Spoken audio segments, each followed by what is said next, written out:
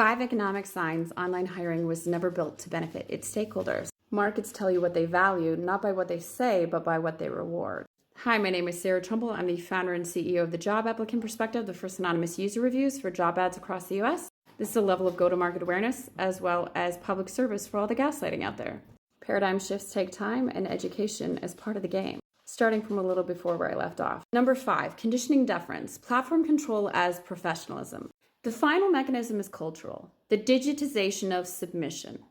Every other online marketplace, apartments, food, transportation, entertainment, when it went online from the newspaper, democratized through transparency. Yelp replaced Zagat, IMDb replaced Siskel and Ebert, riders rate drivers, diners rate restaurants.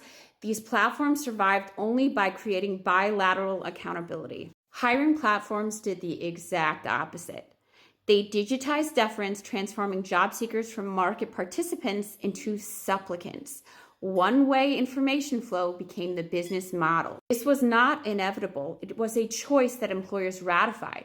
By directing business to platforms that eliminated worker feedback mechanisms, employers authorized the first labor market system in U.S. history that was not required to adapt to meet user needs. Definitely the first one in the internet age, but before this, the newspaper did adapt to meet job seeker needs because they told true things to either they lost money by deceiving the labor force. In every other market, vendors who ignore user signals fail. In hiring, platforms that silence job seeker feedback thrive. The result, ghost jobs proliferate because there's no reputational cost.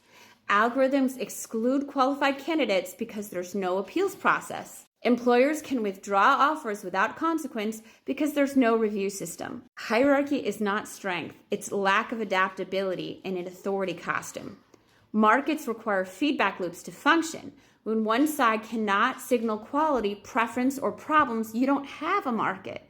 You have extraction. The advice, don't badmouth employers, used to be a career strategy. Now it's structural coercion that prevents market correction. When supply cannot communicate with demand, you don't get equilibrium. You get supply, and why aren't you already here and worked for free first supply? Deference isn't professionalism here.